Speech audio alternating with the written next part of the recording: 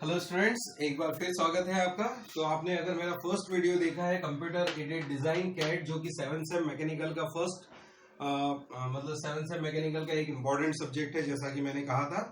और पिछले वीडियो में हमने कवर किया था इसमें 3 टाइप के ट्रांसफॉर्मेशन रूटीन, जो कि था ट्रांसलेशन, स्केलिंग और हमने इसमें कवर किया था क्या, रिफ्लेक्शन को।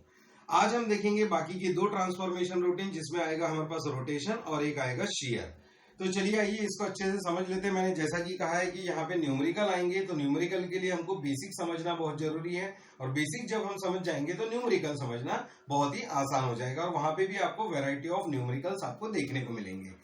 तो चलिए देखते हैं बचे हुए 2 ट्रांसफॉर्मेशन रूटीन, और उसके साथ में कुछ हम आगे भी बढ़ेंगे। लेकिन मैं शुरू करने से पहले आपसे एक रिक्वेस्ट करूंगा कि अगर आपने चैनल को सब्सक्राइब नहीं किया है तो जरूर चैनल को सब्सक्राइब कीजिए। कुछ भी आपको डिफिकल्टी आती है तो कमेंट सेक्शन में लिखिए, आप लाइक कीजिए वीडियो को अगर आपको वीडियो पसंद आता है तो। बस मेरी आपसे यही रिक्वेस्ट है। तो चलिए आइए देखते हैं कंप्यूटर एडेड डिजाइन। तो हमने रूटीन्स के बारे में पढ़ रहे थे, तो 4th हमारा रूटीन होता है क्या, transformation routine is that is called as rotation. 3rd transformation routine क्या होगा हमारा, रोटेशन होगा। किसी भी ऑब्जेक्ट को अगर हमको कंप्यूटर स्क्रीन पे अगर हमको रोटेट करना है तो वो हम उसको रोटेट कर सकते हैं। इन दिस रूटीन हम क्या करेंगे, सबको ही पता है। In this routine we can rotate the object. अब लेकिन रोटेट करने की भी 2 डायरेक्शन होते हैं, in clockwise and in counter clockwise. Counter clockwise को हम बोल सकते हैं क्या, anti clockwise direction as per requirement. जैसे हमारी रिक्वायरमेंट होगी उस रिक्वायरमेंट के आधार पर हम क्या करेंगे, या तो ऑब्जेक्ट को क्लॉकवाइज रोटेट करेंगे या तो फिर एंटी क्लॉकवाइज हम वहां पे रोटेट करेंगे। तो रोटेशन में देखिए कैसा होता है हमारे पास है कि रोटेशन के लिए भी मान के चलिए ये हमारे पास एक कंप्यूटर स्क्रीन है, और मैंने जैसा कि कहा था कि जो हमारे पास में लेफ्ट हैंड कॉर्नर पॉइंट होता है उसको हम क्या बोलते हैं, ओरिजिन पॉइंट। तो ये क्या हो जाएगा, ओरिजिन के कोऑर्डिनेट्स क्या होंगे, 0 0, ये हमारा वाई एक्सिस, और हम इसको क्या मान लेते हैं, एक्स एक्सिस। तो ये कहलाता है विद रिस्पेक्ट टू ओरिजिन। मैंने जैसा बताया था कि जब हम कंप्यूटर स्क्रीन के ओरिजिन को हम ओरिजिन मानते हैं तो वो होता है विद रिस्पेक्ट टू ओरिजिन। और दूसरा एक मैट्रिक्स होता है, वो होता है with respect to fix point. तो जिन बच्चों ने प्रीवियस वीडियो नहीं देखा है वो पहले उसको देख ले, तो ही आपको आगे का पार्ट समझ में आएगा। तो देखिए रोटेशन करना है मतलब क्या हो गया कि अगर हमारे पास ये ऑब्जेक्ट यहाँ पर रखा हुआ है, अब मुझे इसको क्या करना है, रोटेट करना है। तो मान के चलिए मैं इसको एंटी क्लॉकवाइज डायरेक्शन में रोटेट करता हूँ। तो रोटेट करने के बाद ये क्या हो जाएगी, इसकी पोजीशन कुछ ऐसी आ जाएगी। अगर मैं इसको रोटेट करता हूँ कितने एंगल से, रोटेशन बाय 90 डिग्री से रोटेट कर लेता हूँ, तो ये हमारा क्या हो जाएगा, ऑब्जेक्ट जो है हॉरिजॉन्टल जो था वो क्या हो जाएगा, वर्टिकल फॉर्म में आ जाएगा। तो ये हमारा रेक्टेंगल हमको कुछ ऐसा दिखेगा।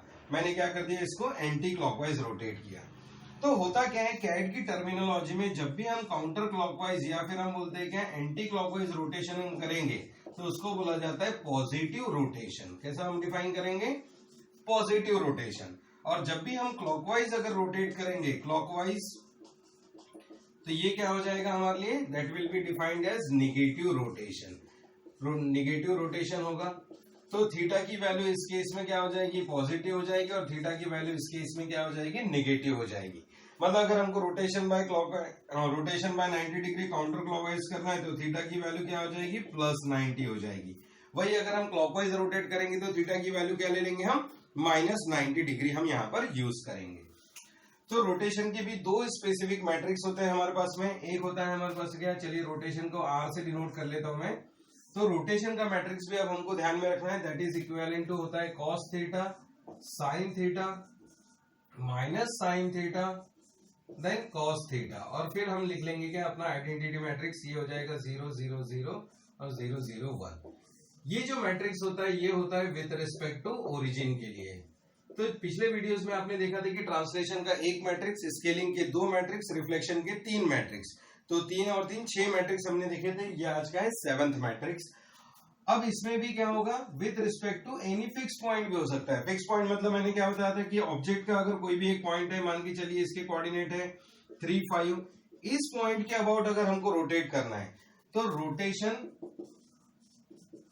With respect to any fixed point और पॉइंट की वैल्यू अगर हमको गिवन है, मान के चलिए कि XR पॉइंट है और एक मान के चलते हैं कि YR पॉइंट है।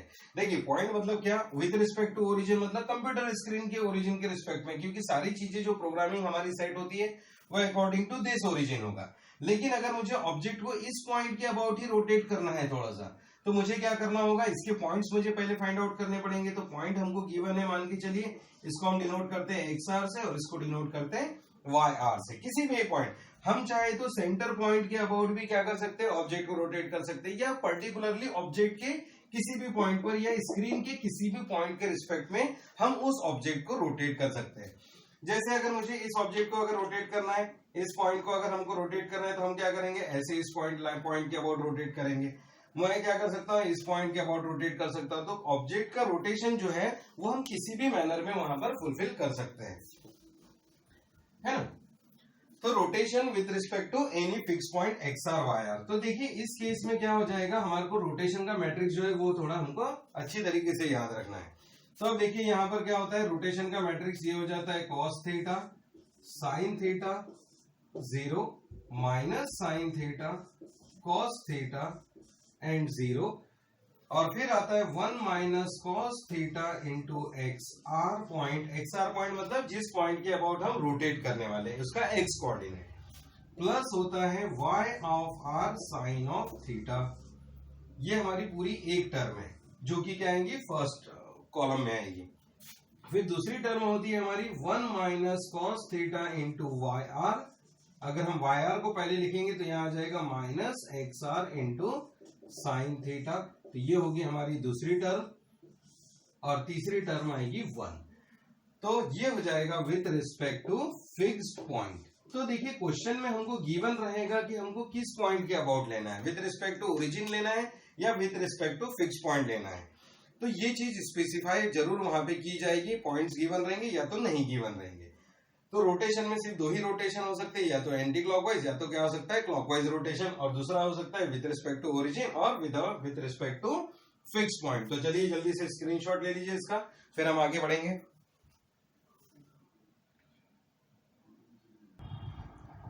देखिए नेक्स्ट हमारा ट्रांसफॉर्मेशन जो रूटीन होगा, फिफ्थ एंड लास्ट हम डिफाइन करते हैं, that is called as shear. Shear, अब शेयर में क्या होता है कि जैसे मान के चलिए कि हमारे पास है कोई भी एक ऑब्जेक्ट है, हमने यहाँ पर ये ऑब्जेक्ट कंसीडर कर लिया है A B C और D, ठीक है। अभी हम रेक्टेंगल ही ड्रॉ कर रहे हैं अपनी कन्वीनियंस के लिए, कि बस समझना हमको बहुत जरूरी है। अब मैं क्या करता हूँ, शेयर मतलब क्या होता है, हमने पढ़ा है शेयर में, शेयर स्ट्रेसेस पढ़ी है हमने। शेयर स्ट्रेस मतलब क्या होता है, फोर्स पर यूनिट एरिया होता है। तो फोर्स पर यूनिट एरिया मतलब यहाँ पे अगर हम फोर्स अप्लाई करें इस मेंबर के ऊपर, अगर इस डायरेक्शन में, एक्स डायरेक्शन में, तो ये जो ऑब्जेक्ट है हमारा ये क्या हो जाएगा, एनलार्ज हो जाएगा, मतलब इसके अंदर शेयर स्ट्रेसेस इंड्यूस हो जाएगा, और ये क्या हो जाएगा, इस तरीके से आगे आ जाएगा। ये जो ए बी पॉइंट है हमारा कहीं और आ जाएगा। अगर एडी अगर हमारी क्या रहेगी, फिक्स पॉइंट रहेंगे, तो है ना। तो ऑब्जेक्ट क्या होगा, इधर एनलार्ज होगा, या तो फिर हम क्या कर सकते थे, कोई भी हमारा ऑब्जेक्ट है तो हम इस डायरेक्शन वाई डायरेक्शन में भी फोर्स अप्लाई कर सकते हैं। तो ये क्या होगी, इसकी न्यू पोजीशन इस तरीके से कुछ आ जाएगी जब हम क्या करेंगे, shear in Y direction apply करेंगे।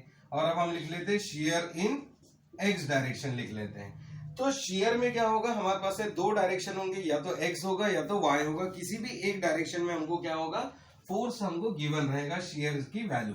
तो उस केस में देखिए हमारे पास है मैट्रिक्स क्या होते हैं, तो ये हमको मैट्रिक्स क्या याद रखना है कि 1 0 0 SHX 1 and 0 0 0 and 1, ये हमारा मैट्रिक्स होता है शेयर इन एक्स डायरेक्शन के लिए। किसके लिए होगा, शेयर इन एक्स डायरेक्शन।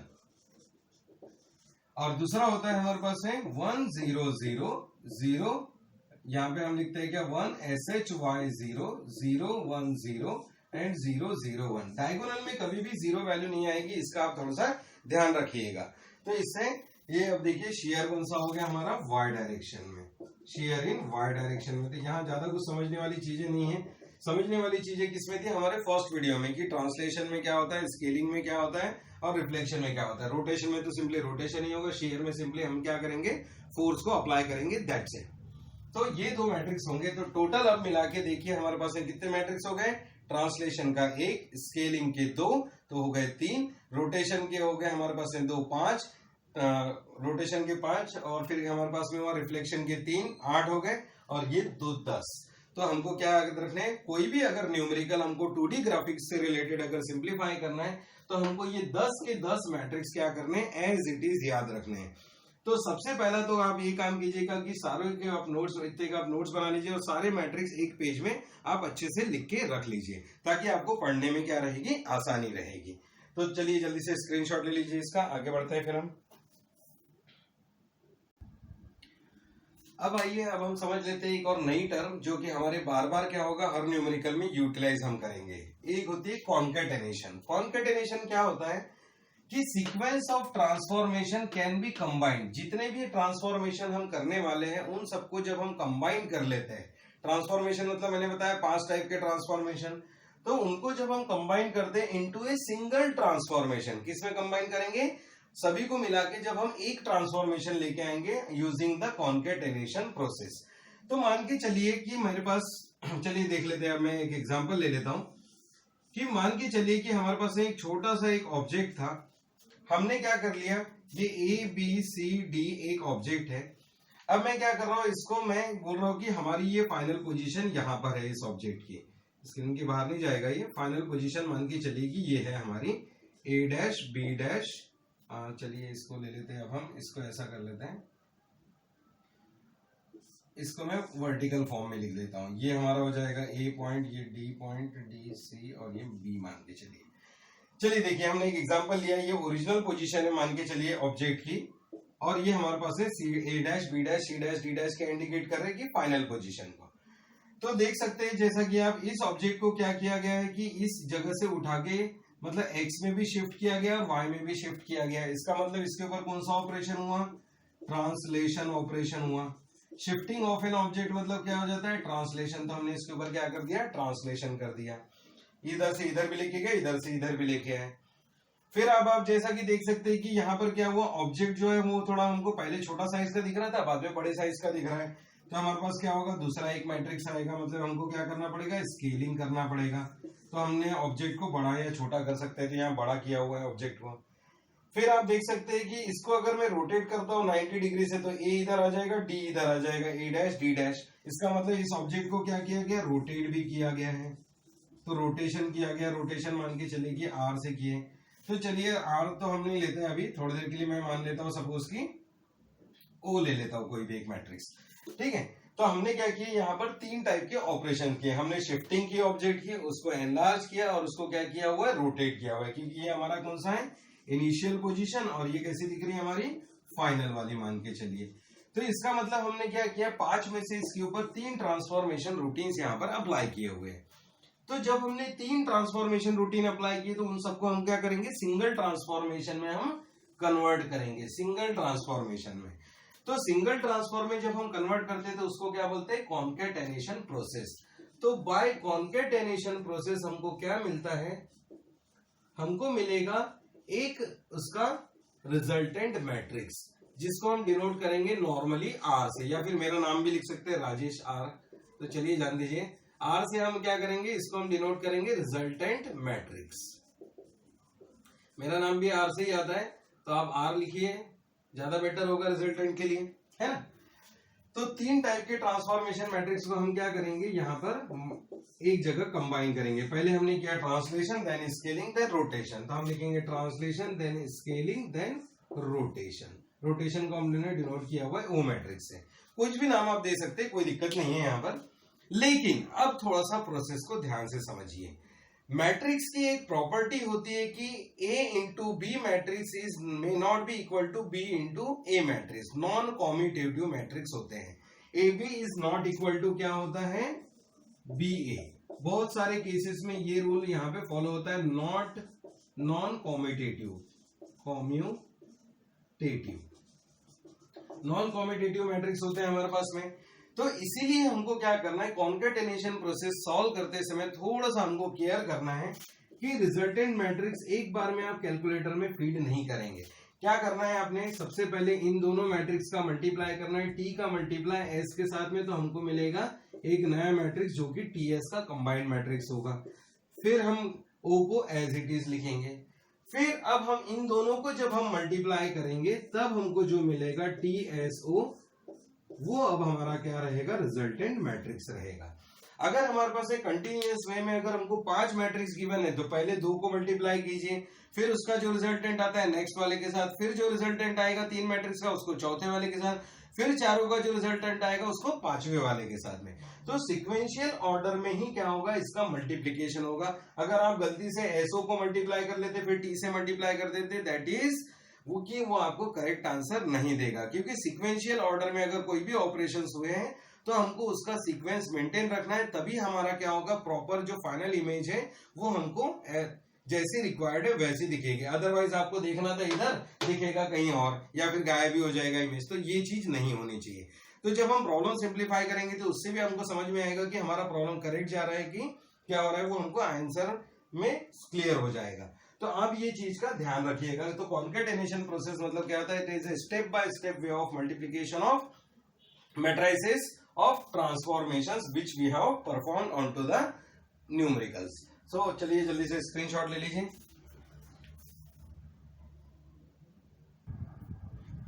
चलिए आइए एक छोटा सा डेरिवेशन हम लेते हैं और फिर ये आज का हमारा क्या हो जाएगा, इस वीडियो में थ्योरेटिकल पार्ट फिनिश हो जाएगा और थर्ड पार्ट से अब हम अपने न्यूमेरिकल्स हम स्टार्ट कर पाएंगे। तो उससे पहले एक चलिए डेरिवेशन लेता हूं मैं, एक आपको सॉल्व करके दे रहा हूं, एक आपने बनाना है। तो देखिए हमको बोला है derive the matrix of for scaling with respect to any fix point. मान के चलिए कि एक्स एफ वाई एफ एक हमको फिक्स पॉइंट के अबाउट क्या करना है, स्केलिंग मैट्रिक्स हमको बनाना है। तो देखिए हमने स्केलिंग के बारे में पढ़ा था, 2 टाइप के मैट्रिक्स होते हैं, एक होता है विद रिस्पेक्ट टू ओरिजिन, एक होता है with respect to fix point. तो विद रिस्पेक्ट टू ओरिजिन तो क्या था, स्टैंडर्ड था, लेकिन विद रिस्पेक्ट टू जो फिक्स पॉइंट है वो तो क्या होता है, पॉइंट वाइज चेंज होता है। तो हमको उस मैट्रिक्स को हमने कैसे डिराइव किया है वो देखेंगे।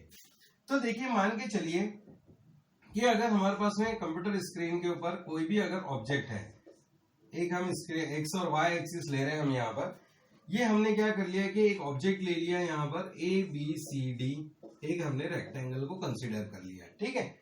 ये इसकी क्या है, हमारे पास है ओरिजिनल पोजीशन है, ओरिजिनल पोजीशन। अब मैं क्या करता हूं, ये इसका क्या हो गया, ओरिजिनल पोजीशन, ओरिजिनल पोजीशन हमने ले लिया इसका। अब मैं क्या करता हूं कि इसका एक कोई भी एक पॉइंट मान लेता हूं, सपोज सेंटर पॉइंट है, इसको हम ले लेते हैं, जिसका कोऑर्डिनेट हम क्या मान लेते हैं, इसके कोऑर्डिनेट को मान लेते हैं X F Y F point, जिसके अबाउट की क्या किया गया, स्केलिंग की गई होगी, या तो एनलार्जमेंट होगा या तो रिडक्शन होगा।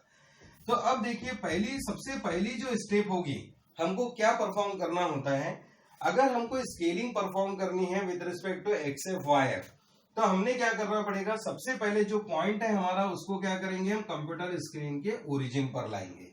तो कंप्यूटर स्क्रीन के ओरिजिन पे लाने के लिए हमको उसका क्या करना पड़ेगा, शिफ्टिंग करनी पड़ेगी। और शिफ्टिंग का मतलब क्या होता है, translation, translation of object to origin. सबसे पहले इस ऑब्जेक्ट को हमको कहां लाना होगा, ओरिजिन पे लाना होगा। तो ओरिजिन पे जब हम लेके आएंगे तो क्या हो जाएगा, ये जो हमारा ऑब्जेक्ट है ए बी सी डी, ये कैसा दिखेगा हमको, ए बी सी डी इस तरीके से कुछ दिखेगा। ये हमारी होगी एक्स एक्सिस और ये होगी हमारी वाई एक्सिस, है ना। अभी मैं नेमिंग चेंज कर देता हूँ, A dash B dash C dash and D dash. तो ट्रांसलेशन हुआ ऑब्जेक्ट का।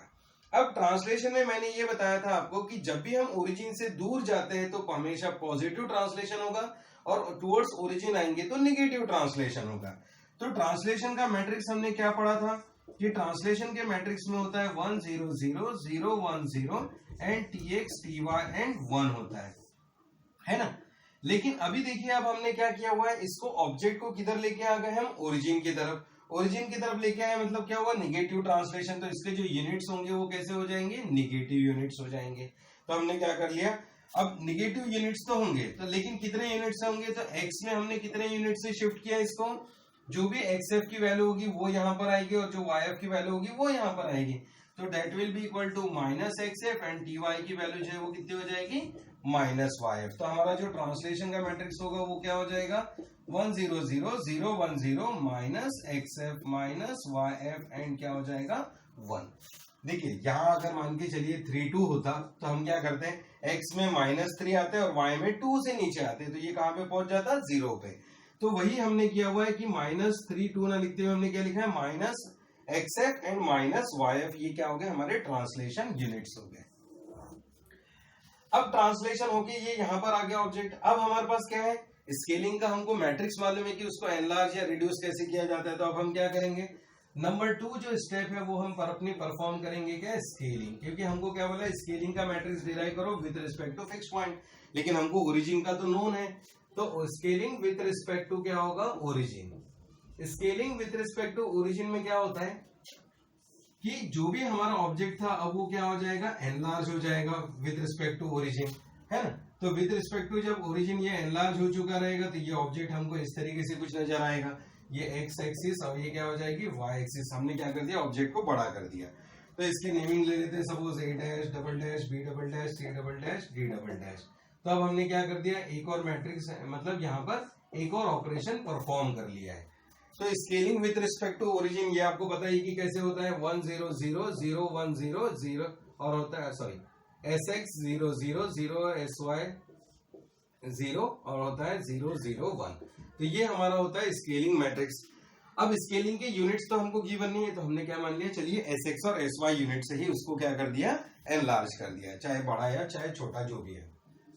थर्ड स्टेप में अब हम क्या करेंगे, स्केलिंग हो गई तो इस ऑब्जेक्ट को उसके जो ओरिजिनल पॉइंट पोजीशन थी उसको हमको वहीं पे लाके रखना होगा, क्योंकि हमको क्या करना था, ऑब्जेक्ट को वहीं पे हमको बड़ा दिखाना था, स्केलिंग करना था with respect to any fix point. तो ऑब्जेक्ट को हम क्या करेंगे, फिर से ट्रांसलेट करेंगे। कहां पे ट्रांसलेट करेंगे, ट्रांसलेट टू ओरिजिनल पोजीशन, जो जहां पर था उसको वहीं पर लाकर रख देंगे, है ना। तो जो हमारे पास ऑब्जेक्ट जिस पोजीशन पे था उसको वहीं पे फिर से शिफ्ट करना है। तो अभी तो कहां पर है, ये ओरिजिन पर। तो हमको कितने यूनिट से जाना होगा, टीएक्स में एक्सएफ यूनिट से, और ट्रांसलेशन इन वाई यूनिट कितना होगा, वाईएफ यूनिट से हो जाएगा। मतलब पहले हम इस पोजीशन से यहां पर आए थे, वापस हम इसी पोजीशन से यहीं जाएंगे। तो पहले माइनस में ट्रांसलेशन हुआ, फिर क्या होगा, प्लस में ट्रांसलेशन होगा। तो अब देखिए हमारा सी मैट्रिक्स क्या बन जाएगा यहाँ पर। अब हम ले लेंगे क्या, 1 0 0 0 1 0 और क्या होता है, टी एक्स टी वाई और 1 होता है। तो यहाँ टी एक्स टी वाई की जगह क्या आ जाएगा, 1 0 0 0 1 0 and X F Y F and कितना आएगा, 1। तो ये हुआ हमारे पास 3 ऑपरेशन। तो देखा आपने, तो फाइनली ये हमारे पास ऑब्जेक्ट कहां पर पहुंच जाएगा, ये अपनी पोजीशन एनलार्ज होकर इस पोजीशन पर पहुंच जाएगा। A triple dash, B triple dash, C triple dash और डी ट्रिपल डैश, और एक्स एफ वाई एफ जो पॉइंट थे हमारे, फिर से हमारा ऑब्जेक्ट वहीं के वहीं आ गया।